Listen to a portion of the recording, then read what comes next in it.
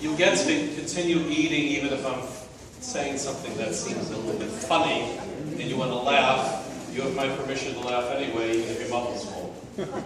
So don't worry about that. But thank you for your attention today to the sermon. Today's workshop is called Healing of Spiritual Abuse. So, this is basically what is it and how do we get through it? So I'd like to define religious and spiritual abuse today. Secondly, I'd like to talk about some sources of spiritual abuse. And then thirdly, the healing of spiritual abuse. If you've got questions, I'm deaf in one ear completely. And so if you shout out, I'm not going to know who's shouting out or where it's coming from. So raise your hand with a lot of waving, okay? I'll get to you. And if not right away, then a little bit later in the talk.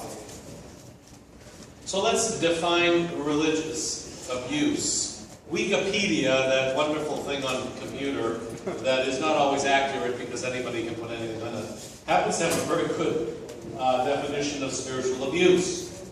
Religious abuse is abuse administered under the guise of religion, including harassment or humiliation, which may result in psychological trauma. Religious abuse may also include misuse of religion for selfish, secular, or ideological ends, such as the abuse of a clerical position. So it's a very broad definition. Sometimes spiritual abuse or religious abuse is criticizing one of your fellow congregants in a way that is going to be hurtful, or is going to be gossip-oriented. How many people here like to gossip? Yeah, I know, all of you. All of us. We like to talk about other people, and we usually do in a very positive way 90% of the time. And then the other times we criticize other people sometimes, and it's kind of nasty.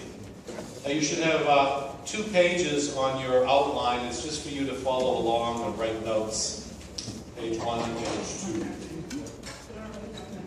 So let's go a little bit deeper. What's the word spiritual mean in the first place? Spiritual is from the French word esprit, which means breath or breathing. In Hebrew, the same word is ruah, which means wind or breath, specifically God's breath. The word for spirit in the Old Testament is ruah. And we are spiritual beings temporarily inhabiting a physical body. So, hey, there's good news for all of us who don't like the way our bodies are exactly the way they are now. You're going to get rid of them anyway, and you're still going to be yourself. Your soul continues to be in existence as universal consciousness for eternity with all other souls who've ever existed. That's good news. So God doesn't just love us, He actually likes us. God likes us the way we are. We always say, I love that, but I don't like it. Well, okay, but that's not God. God likes us. We are His creation, after all. If you painted a beautiful painting and put it on the wall and said, I like that and I love that, it came out of your spirit. Well, so did our existence. So God delights in us just as we are. And we are spiritual because when we let go of being in control, we become more aware of our hearts and our intuition, which lead us from moment to moment. We move beyond our ego-driven self to our soul selves. Our ego-driven self. That ego-driven self is the one that says, I want macaroni and cheese rather than chicken today. That's the ego speaking.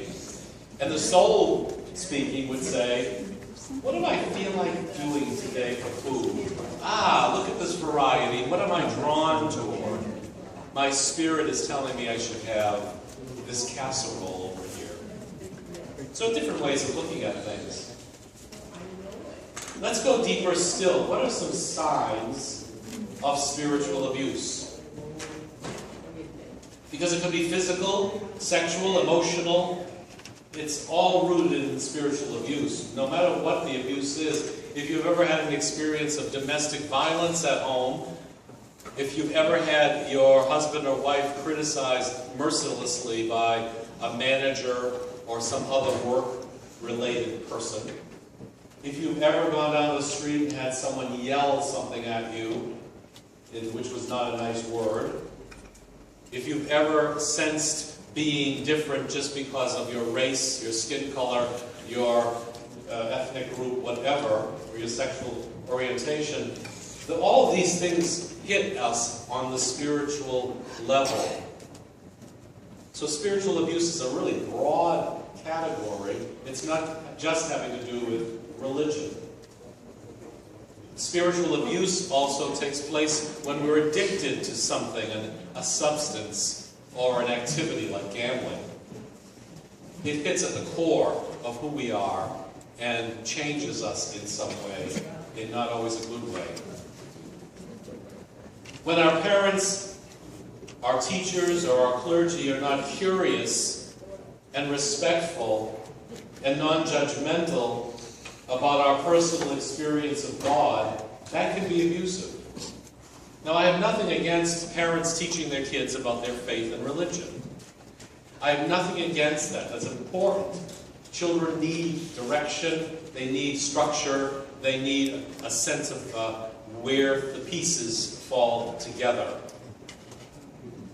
At the same time, it's a two-way street. Children have the capacity, especially young children, of being in direct relationship with God, with the spiritual world. When a child says, I saw so-and-so, or God said such and such, you better stop and listen. It's not their fantasy world talking. They've had an encounter. And they're speaking God language. And unfortunately, we teach our children to stop doing that. And as adults, we stop doing it. But we're still capable of doing it. We can still go into our soul and sense what is God saying. We each have an energy field as human beings. It comes from our heart. Our heart energy is actually many times larger than our head energy. And this energy field that's around us is something that we intersect with other people all the time. If you're in an elevator, if you've ever gotten in an elevator and you kind of have a feeling and you move over a little bit because you weren't comfortable in that feeling, that's you encountering someone's energy field. It's not just you smelling something or sensing something else from another way. It's you actually touching them. And if we are in touch with our energy fields, we're going to be able to perceive in other people positive and not so positive energy coming from them. The negative energy could be coming because they're upset, angry, or they've been abused. And they're defensive. They're closed in. They're afraid. The positive energy comes through when they've been healed, when they are living their life as they choose to live it and not as it's been imposed upon them. So parents and teachers and clergy are really obligated to listen carefully to how other people are expressing themselves in their own energy field. And some people are so hurt that their energy field is extremely negative.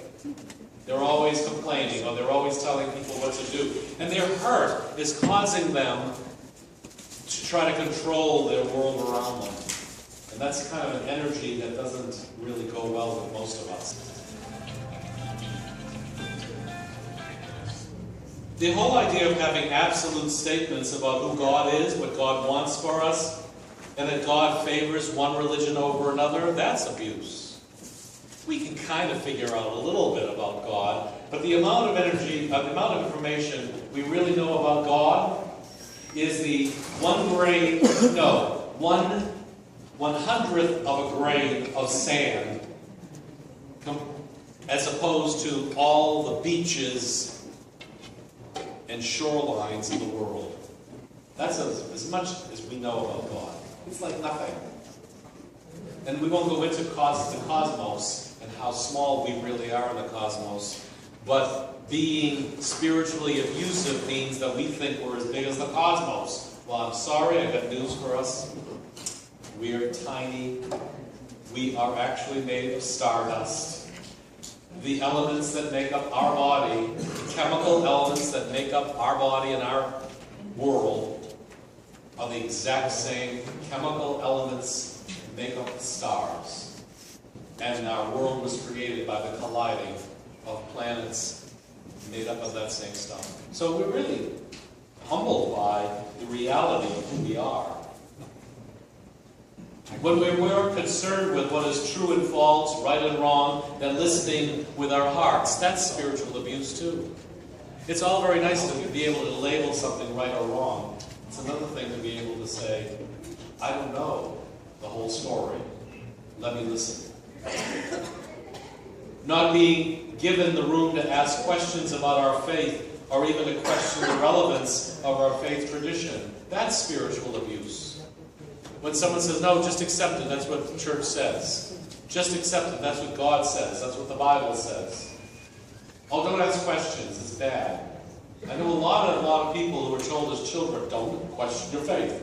Or when little kids go up to a pastor at the end of a service in the older days, why did you say this? Or why does God do that? And the mother would immediately say, Johnny, be quiet, that's not, you shouldn't be asking questions of the pastor. Oh, please, what's he there for? What's she there for? Not being given the room to ask questions, but also following the path of least resistance to seek the approval of religious leaders and parents. You're being pulled in one direction and you say, well, I'm going to ignore that because I know my mother doesn't like it. My father won't approve. My pastor will be upset. So I'll just not go there. Terrible thing to do to yourself. That's spiritual abuse. And when our experience of God and therefore of ourselves is filled with shame, not being enough, or being too much, feeling I'm just too much for the world, they can't handle me, or I'm just not enough. How many of us boys grew up not being enough because we didn't play sports? And it's so sad because so many boys don't need to play sports. And now girls are in the same boat. They're not as athletic as some other girls. Who cares? Some people aren't as musical as other people. There shouldn't be shame attached to just being yourself. Let me say a word now about sin, guilt, and responsibility. Spiritual abuse skews the relationship between our spirits and our emotions. We're not always quite sure how we feel is what we're supposed to feel. We learn to mistrust our feelings, which are really windows into our souls. And so we think we're wrong, and we feel guilty, and we justify ourselves. We have fear and suspicion. Maybe something really is wrong. And so often it's people who used to date and went through dating experiences, one after the other, and never found the right man or woman. There must be something wrong with me. Or in the older days, when a woman of 22 was considered a spinster, beyond bothering to get married. This is the 19th century, because she was going to die at 40 anyway. And she didn't produce enough children by then. Or women who couldn't have children, the shame that was thrown upon them. And I won't even get into the whole area of LGBT people who were just in fit-in period into the society around them, especially up until recently. And even now there are calls to eliminate the rights that have been defined for LGBT people and to protect them in the workplace. This is happening in many states in our country as they try to roll back things and make things the way they were back in 1930. How nice. We also lynched black people then. We also threw Japanese Americans into jail then. We also thought all Italians were mafiosi then. Being Italian, I'm very sensitive to that. We also labeled all sorts of other people, unless you were white Protestant. You were kind of suspicious. You were an immigrant. You weren't born here.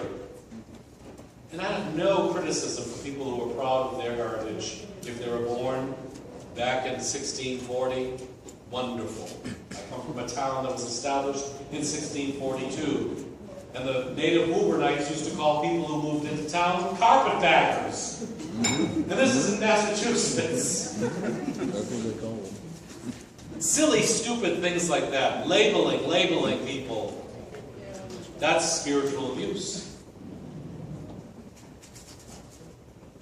And so we learn to mistrust our feelings, and we think we're wrong, which leads to all sorts of things. And guilt, by the way, is a really good thing. Guilt is not an emotion. It is an intellectual understanding that I've done something wrong, or I failed to do something I should have done. It's up here. Guilt should not be down here in the gut. Ugh, I feel guilty. No. It is intellectual. I did something and I need to repair it. I went through that stop sign. Yes, officer, I did. I'm sorry. Yes, I went through the red light. Yes, I was speeding. No, that would include 90% of the people I've met in Florida.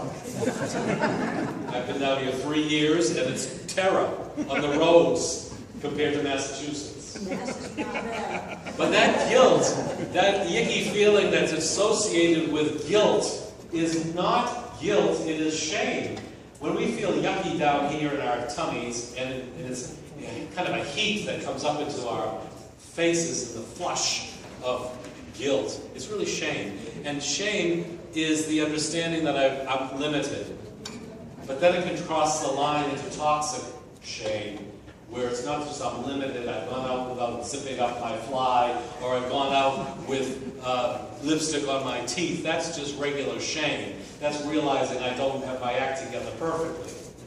But the toxic shame comes out of abuse at home and elsewhere, where I feel defective. Toxic shame changes our body chemistry so that we are always feeling as if something's really wrong with us. And that toxic shame can destroy our soul if we let it. So toxic shame is not guilt. And it's not healthy shame. It's something that is coming from spiritual abuse. And let me just say that anyone who's been sexually abused automatically gets a whole truckload of toxic shame dumped into their lives. And that's why it's such a serious, ugly thing. And that's why alcoholics, drug addicts are acting out of toxic shame very often. And that's why it also goes into their family system. And the kids pick up the shame that the parent is dealing with. So we could say a lot about toxic shame. There's a wonderful author called John Bradshaw. You can look him up online. He's dead now, he just died last year. He's written some wonderful things on dealing with toxic shame. So like hostages, we learn to place our lives in the hands of our captors who are supposed to take care of us. You know, hostages will do that. They will actually begin to like the people who are imprisoning them because they're giving them food, they're talking to them nicely occasionally. And they act this whole phenomenon of developing a relationship with the one who's captured you. This has been true of cases where women have been literally imprisoned in a house and then let out. They survived by actually developing an affection, sick as it might have been, but it was still an affection for their captor. That's the way they survived. And that's what we do with our shame and guilt and abuse. We learn to love who we are in that state, figuring, okay, well, we'll somehow get through it. And we never really address the actual abuse in the first place. Family systems. These are some sources of spiritual abuse. Family systems. I talked about dysfunctional families where there's an alcoholic or where there is someone who is beating up on the spouse. The family system can also include patriarchal families where daddy is king and mommy is the slave. And Daddy tells them, everybody, how to behave and how to act with regard to their faith or religion. That's spiritual abuse, and it really dominates the entire family. And this domination controls everyone's mood and emotional landscape. Everyone learns to play a role in order to keep the peace. Daddy's not in a good mood today, Mommy says. Well, that means he's been drinking. Possibly. So kids know, okay, I'm going to not be myself. I'm going to live so that Daddy doesn't get angry. So that Daddy isn't disturbed. And when we live so that our parents or our siblings who are acting up, sometimes we have crazy siblings who are seriously emotionally ill for some reason. When we begin living our lives in reference to these individuals in our family, we get spiritually abused. We don't come out of it clean and neat. He's always followed.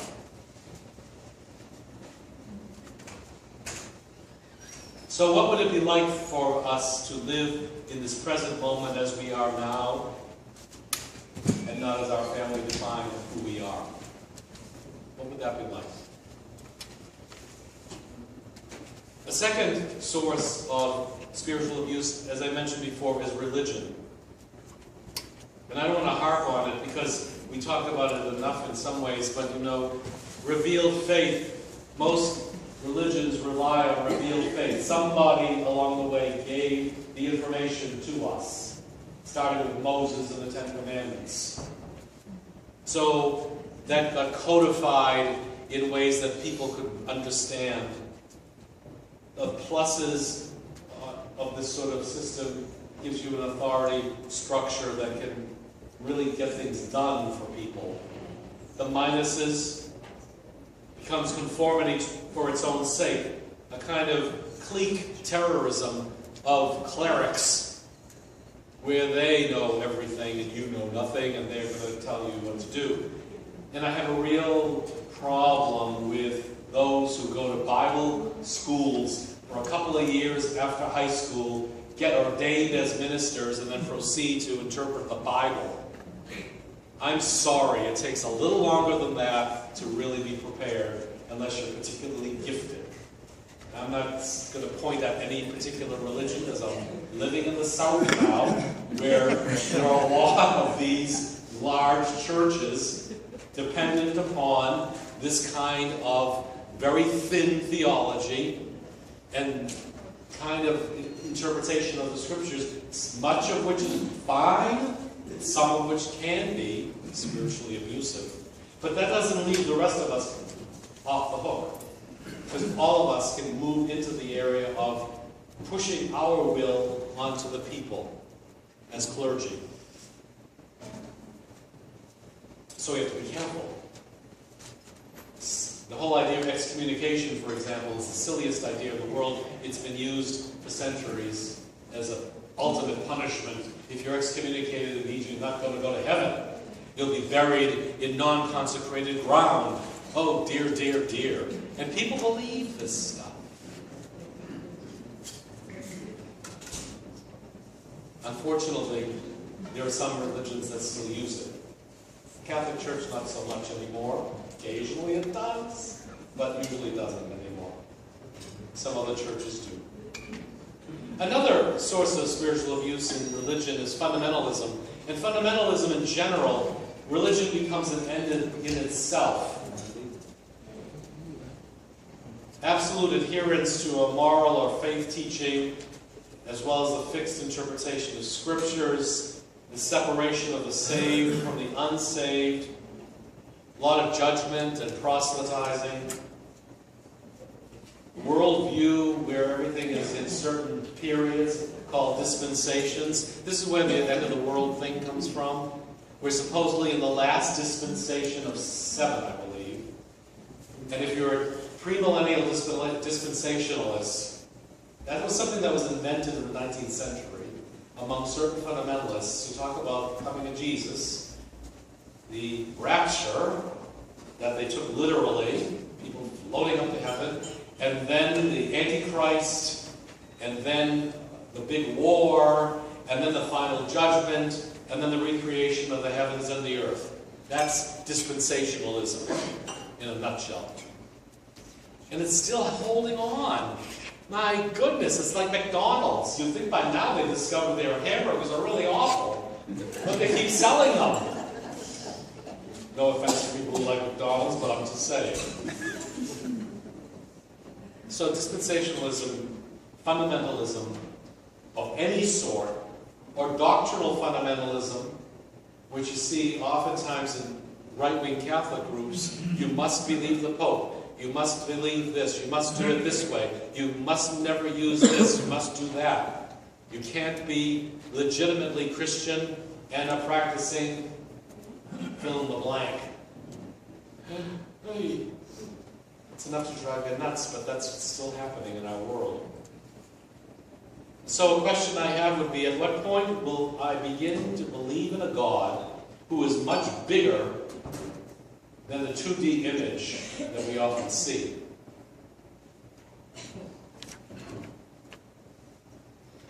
No offense to anyone who has this picture in their house, but there's this picture of Jesus, and I call him the sappy Jesus.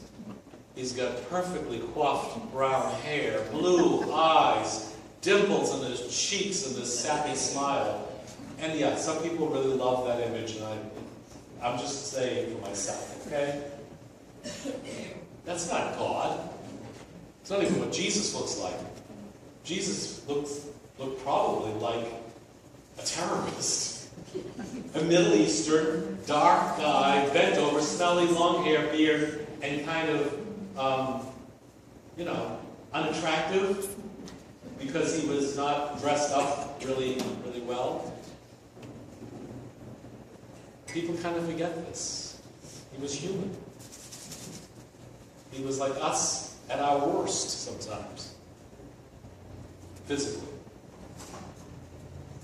Another source of spiritual abuse, clergy and church leaders. And here I'm not just talking about people who are ordained. I'm talking about anybody who does any leadership in the church whatsoever. I have had people who are in charge of some committee or in charge of some sort of ministry tell people things who are new to the church, visiting, whatever, that the pastor would absolutely have a conniption over. But they've decided, I'm going to be the authority, and I'm going to say what I really believe. And so I will tell you what you should be thinking about when you come to this church. And unfortunately, that's not what the pastor's trying to do. But so there are lay people who step over the bounds. We all do that at different times, I suppose. And I spent much of my priesthood undoing the religious education that children, and now adults, had. The nuns told me this. No, well, the nuns were wrong. They weren't accurate in their theology. No offense to the nuns. I love nuns. They suffered, actually, a great deal, teaching huge classes of kids of 50 and 60. In the old 50s and 1950s and 1960s, those classes were huge. And they weren't paid anything. They lived in a community. Okay, I give it to them. But many of them weren't well educated with regard to the faith, and they simplified things. Sometimes we adults do that to children. We simplify things rather than just keep quiet and say, gee, I don't know. Let's ask somebody who can tell us. So the question is, am I taking my proper role of leadership and service, or am I depending on professional clergy to do all the work of the community? So there's that proper role that each of us has. The clergy is just, that person is just one out of many. Each of us, as I said, is a leader in our own lives and in our own communities. Another area of emotional, spiritual abuse has to do with human sexuality. A lot of sexuality teaching is based on scriptural interpretation, natural law theory that says God made man and woman to have children as their primary role together. That's what they get out, what people get out of Scripture, especially the book of Genesis. And the whole idea of procreation, that go forth and multiply, fill the earth, people. Well, we're doing a good job of that. There ain't really a people in this world. So let's think, well, maybe we've done a good job, we can kind of ease up on that a little bit. But I don't know. Have children, great. What about people who can't have children? What about people who choose not to have children? I know women who have children, they're married, they've chosen not to have children, and they get so much flack from the rest of the community. Some people in the community who think that they're somehow not fulfilling their role as women. Are you kidding me? So our whole idea of sexuality is really based in ancient ideas about men and women. I am suggesting that there are at least 4 ways to look at sexuality. And this is documented in a lot of literature. There's biological sex. Male. We all know what men look like. Females. We know what females look like. And intersex. And what's intersex? There were an awful lot of people, more than you can imagine, who were born with ambiguous genitalia. Not quite male, not quite female. Something was not brought together in the course of gestation. And doctors have assigned, very often, a gender to that person.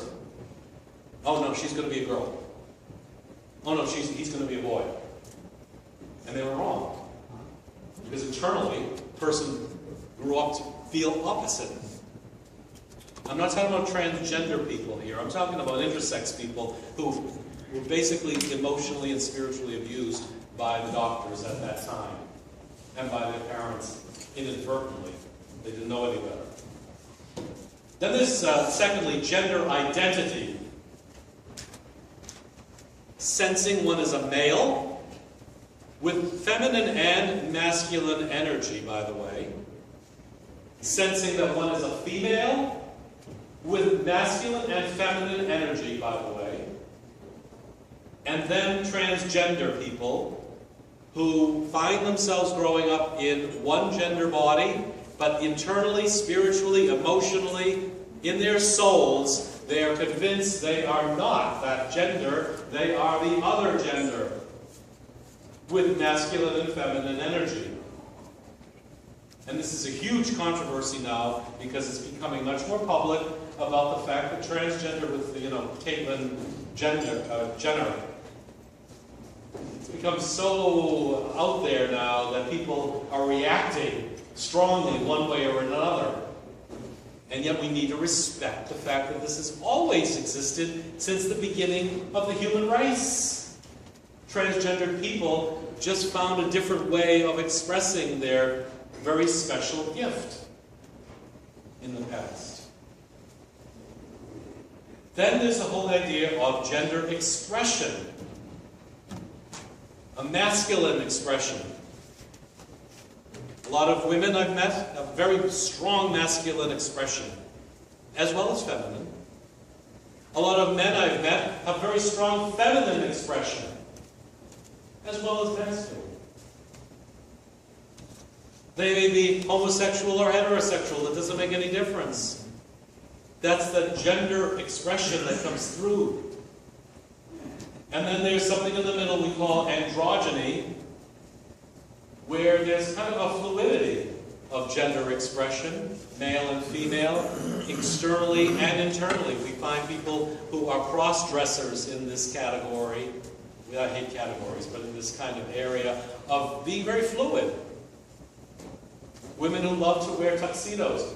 Marlene Dietrich loved to wear tuxedos. If you know Marlene Dietrich. Those of you old enough to remember this actress from the 30s and 40s.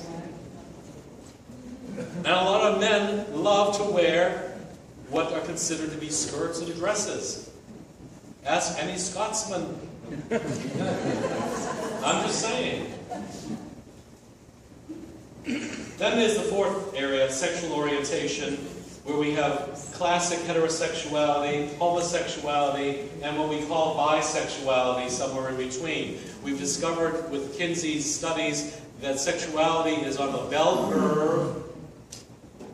We have the extremes of hetero and homosexuality, and then everybody else is some combination of the two to some degree or another. And yet in our society we keep abusing people by saying, you know, men can't kiss. Why can't men kiss other men? Why? Women kiss other women all the time, and that's accepted. That doesn't mean they're gay or straight or anything, it just means they're kissing. Have you ever been to Italy?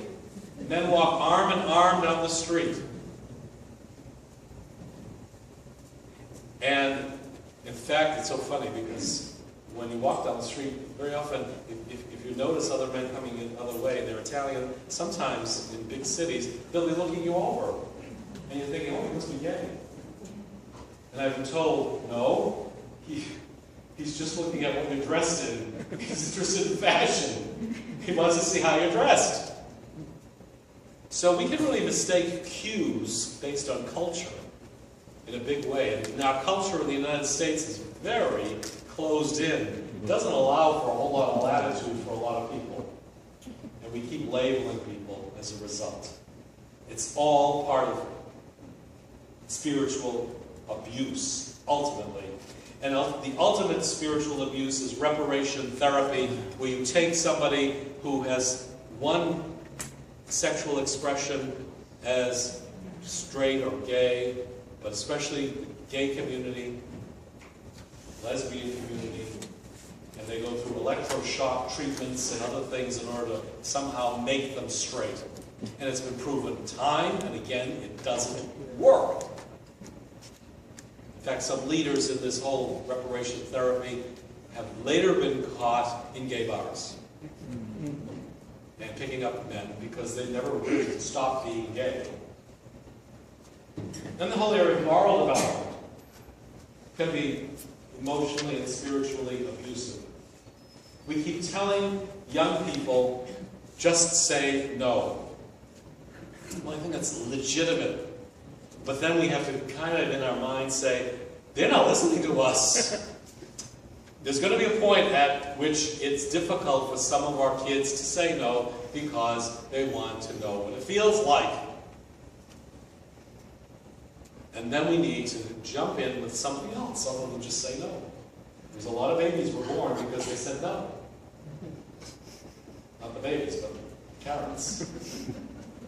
So we have to look at that, obviously. How do we talk about sex and sexuality from the very beginning as a positive gift and not just some sort of activity that we do in the dark, but that rather it's in the context of community and relationship. So what's my experience of sexuality, and how does it differ from what I was taught? Because ultimately we need to look at our experience and not just what the church said. If I go by what the Catholic Church teaches, the following are mortal sins, are seriously wrong if done with complete free will and premeditation. The following things: masturbation, premarital sex, homosexual activity, sex with any sort of form of contraception, adultery. All of these are in the same category. And to be putting them in the same pot, in the same context, is kind of nutty, because they're all different contexts, and the whole idea of a serious sin requires not just premeditation, but free will, and there's oftentimes a lack of free will.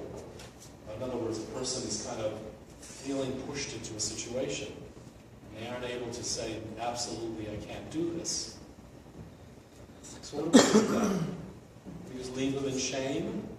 Or we start redefining our sexuality. That's why they're celibate. If you're wondering why priests are celibate, it's because there's this, to me, unreasonable expectation that all you have to do is think it through and pray it through and you can remain celibate.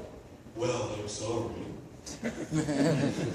It doesn't work. I tried for 32 years. And at the same time, it can be a spiritually abusive situation when you think something's wrong with you. And I can also add that there are some people who are wired not to feel like they need sex. There are people in this world who don't care about sex, believe it or not. They really don't. I've met them. They're not only celibate, but they're probably still virgins. And they really just don't care. And that's okay, because some people are born that way. Nothing wrong with that. So one of the values, another area of all this then is continually choosing communities that reinforce our previous conditioning. In other words, we leave a church because we don't like it anymore, and we go to another church that's just like it. They just sing different songs. Or the pastor is male instead of female, or female instead of male, and we think everything's going to be fine. We need to find spiritual communities that we fit into. So now I want to just say a few words about healing of spiritual abuse. Because the only thing that heals spiritual abuse is transcendent intimacy, connection with the Spirit of God, through others and in one's own heart. It can happen anywhere, anytime. We can find intimacy on many levels and in a variety of opportunities. I'll just go through a few ways. There's physical intimacy. Sometimes a hug, a genuine handshake, can be a healing opportunity. But there are other ways of having physical intimacy. Contact sports, a quiet meal alone or with another person, shutting down the phone while conversing fosters physical intimacy. Acknowledging the presence of another person or being, like an animal. Looking at birds outside, looking at the squirrels. Sometimes that adds to our physical intimacy with the Spirit. Then there's intellectual intimacy, connecting in a meaningful way with another person through conversation. Personal prayer and reflection. Reading the Bible in a way that's life-giving and not just by rote. Journaling or sharing ideas, going on retreats. These things can foster intellectual intimacy that leads to healing. Then there's social intimacy. This is social intimacy. Eating with each other, community values, friendship, common interests, mutual service, civic responsibility, charitable works, voting. I don't care how you vote, just vote, for heaven's sakes. I do care how you vote. I Davis. No offense, but 40% of the people in this country voted in a way I didn't really care them to vote. But that's all right. They voted nonetheless, and a lot of people didn't. A lot of people didn't. They failed in the social intimacy that they were required by being citizens of having. Emotional intimacy. It offers a glimpse into the eternal as well as into our inner lives. We share our feelings with people and without judgment, so others can hear what we're saying and be appreciative that, gee, that person sees things a little differently than I do. And that's why even in this political atmosphere, the emotional intimacy is really vital, to listen to other people who voted differently than we voted, either on one side or the other, and to really listen to why. Because they're crying out to get some attention. And we're obligated to give them that attention because we have compassion. We may not like what they're going to say, but let's just shut up and listen to them for a while and really try to understand and ask questions, no matter what side they're on.